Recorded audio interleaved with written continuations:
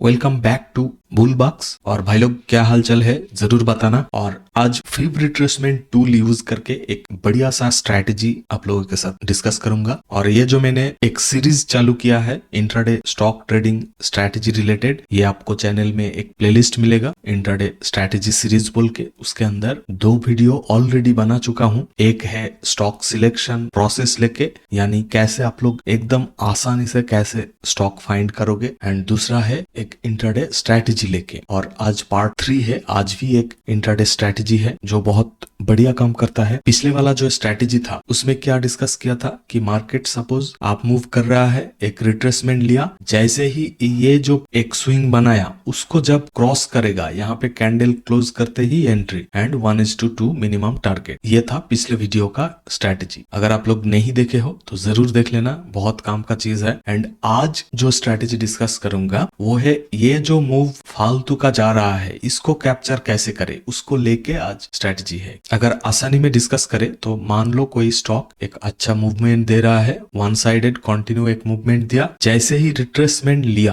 कितना तक लेगा, यहाँ से यहाँ तक जो मूवमेंट लिया है उसको यहाँ से यहाँ तक, यानी यहाँ से यहाँ तक फीब रिट्रेसमेंट टूल से मार्क करेंगे। एंड उसका जो गोल्डन रेशियो का जोन है यानी 0.5 एंड 0.618, इस लेवल को आपको मार्क करना है। जैसे ही उस लेवल के आसपास आए, अगर टच किया तो बहुत बढ़िया है, अगर टच नहीं किया एकदम नजदीक आया वो भी चलेगा। लेकिन मान लो अगर यहाँ तक आके फिर ऊपर जाना शुरू कर दिया तो आपको इस स्ट्रैटेजी को अवॉइड करना है। या फिर मान लो इस गोल्डन जोन के नीचे आ गया तब भी ठीक है, लेकिन मान लो नीचे कैंडल क्लोज कर दिया तब इस स्ट्रैटेजी को आपको अवॉइड करना है। ओनली जब इसके आसपास आया या फिर नीचे आने के बाद ऊपर क्लोज कर दिया तब आपको अलर्ट होना है। मतलब यहाँ पे ट्रेड नहीं करना है, आपको जस्ट अलर्ट होना है। सो ट्रेड कब करना है, जैसे ही इस गोल्डन जोन के आसपास एक रिजेक्शन कैंडल बनेगा, यानी ऊपर साइड मूवमेंट का आपको कुछ इशारा मिलेगा, तब आपको एंट्री करना है। रिजेक्शन कैंडल मतलब जिसका बॉडी कम हो, वीक ज्यादा हो, जैसे ये वाला कैंडल, ये वाला कैंडल, ये वाला कैंडल। अगर हमको बुलिश साइड का मूवमेंट पकड़ना है तो ऐसा रिजेक्शन कैंडल चाहिए जो बुलिश मूवमेंट दे सकता है। जैसे यहाँ पे सेल साइड का मूवमेंट डायरेक्शन कर रहा है, इस कैंडल ने भी सेल साइड का मूवमेंट का इशारा कर रहा है, ये भी सेम। तो इसी तरह का जैसे ये सारा कैंडल सेल साइड का इशारा कर रहा है, हमको चाहिए बुलिश मूवमेंट के लिए बुलिश साइड का रिजेक्शन कैंडल, जैसे ये वाला है, ये वाला है। तो इस तरह का कैंडल हमको चाहिए उस गोल्डन जोन के आसपास। जैसे ही बनेगा, मान लो ये एक रिजेक्शन कैंडल जो कि बुलिश साइड मूवमेंट का इशारा दे रहा है, तो हमको एंट्री कब करना है, जैसे ही दूसरा कोई भी एक कैंडल, ये सेकंड कैंडल हो सकता है, थर्ड हो सकता है, तो इस तरह से जैसे ही इसके ऊपर जाएगा, मतलब ये जो कैंडल का हाई है, रिजेक्शन कैंडल के हाई के ऊपर जैसे ही क्रॉस करके ऊपर जाना स्टार्ट करेगा, हमको एंट्री करना है। टारगेट कहां तक रहेगा, देखिए अगर आप छोटा मोटा क्वांटिटी लेके ट्रेड कर रहे हो तो ये जो प्रीवियस स्विंग, मतलब जहां से रिट्रेसमेंट स्टार्ट हुआ था यहां तक टारगेट होगा। अगर बड़ा क्वांटिटी से आप ट्रेड करते हो तो आपको मैक्सिमम क्वांटिटी यहाँ पे बुक करके बाकी swing to swing SL drill करना है। ये है स्ट्रैटेजी का मेन थीम।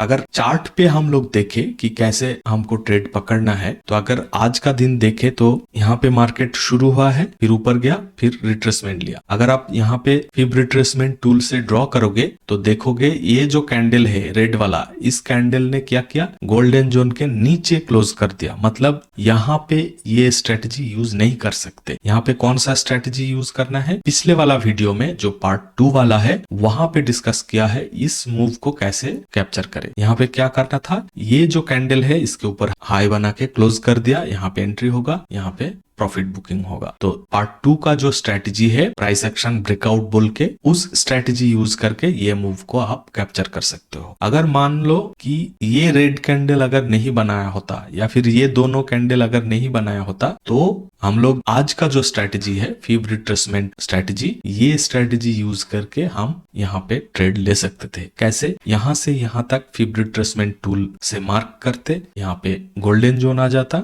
यहाँ पे हम लोग एंट्री करते एंड गोल्डन जोन के नीचे थोड़ा सा बाफर रख के हम लोग स्टॉप लॉस रखते एंड शानदार मूवमेंट जिसका छोटा क्वांटिटी है इस हाई के आसपास हम लोग बुक कर लेंगे, जिसका बड़ा क्वांटिटी है मैक्सिमम यहाँ पे क्वांटिटी बुक हो जाएगा, थोड़ा सा क्वांटिटी स्विंग टू स्विंग हम लोग एसएल ट्रेल करके चलेंगे एंड एसएल हिट होगा बुक कर लेंगे। नेक्स्ट रिट्रेसमेंट कहाँ पे लिया है, यहाँ से लेके यहाँ तक रिट्रेसमेंट लिया है। कौन सा रिट्रेसमेंट, ये जो यहाँ से मूवमेंट शुरू हुआ है एंड यहाँ तक गया है, तो ये जो मूवमेंट हुआ है यहाँ से लेके यहाँ तक, इसका रिट्रेसमेंट नहीं हुआ। कहाँ पे हुआ, ये रिट्रेसमेंट हुआ इस वाले मूवमेंट का। तो हम लोग क्या करेंगे, यहाँ से लेके यहाँ तक एकदम टॉप का, मतलब ये वाला कैंडल का हाई तक हम लोग फिब रिट्रेसमेंट टूल यूज करेंगे एंड उसका गोल्डन जोन मार्क करेंगे। अगर यहाँ पे होगा तो हम लोग दोनों लेवल को मार्क करेंगे 0.5 एंड 0.618 एंड जो कैंडल में गोल्डन जोन टच किया, आई थिंक यही कैंडल गोल्डन जोन टच किया है,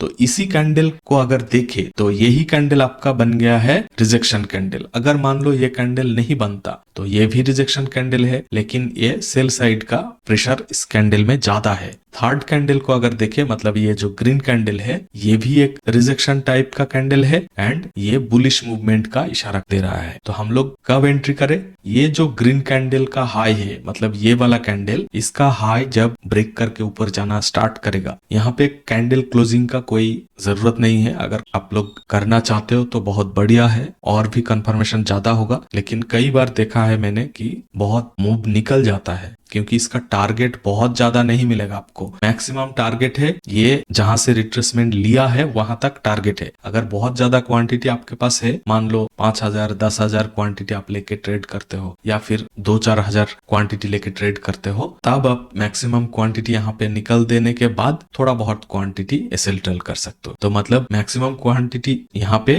निकल दे रहा है, तो लगभग हम लोग यही सोच के चलेंगे कि इसका टारगेट बहुत ज्यादा नहीं होगा। फिर भी रिस्क टू रिवॉर्ड रेशियो यहाँ पे बहुत ज्यादा मिलेगा। क्यों, क्योंकि हम लोग स्टॉप लॉस बहुत छोटा रख रहा हूँ। मान लो 0.5 एंड 0.618 ये लेवल है, हम लोग स्टॉप लॉस कहाँ पे रखेंगे, ये जो 0.618 का लेवल है उससे थोड़ा सा बाफर रख के, मान लो यहाँ पे हम लोगों का स्टॉप लॉस एरिया है, तो इसका मिनिमम 1:2 आपको इजीली मिल रहा है। लेकिन क्या हुआ, वहां तक नहीं गया। क्यों नहीं गया, क्योंकि टाइम ही नहीं मिला, मार्केट खत्म हो गया। अगर थोड़ा सा और टाइम रहता तो टारगेट हिट हो जाता। तो रिस्क टू रिवॉर्ड इजीली आपको अच्छा मिल जाएगा। इसका कारण यही है कि स्टॉप लॉस बहुत छोटा रहेगा आपका। अगर लॉस भी होगा तो छोटा सा लॉस लेके आप निकल जा सकते हो। ये बात है इस स्ट्रैटेजी का, ये चीज सबसे ज्यादा अच्छा है कि आपका स्टॉप लॉस बहुत ही छोटा होगा एंड टारगेट मिनिमम 1:2 मिलेगा। अगर 1:2 नहीं मिल रहा है किसी भी ट्रेड में, तब उस ट्रेड को अवॉइड कर देना ही अच्छा है।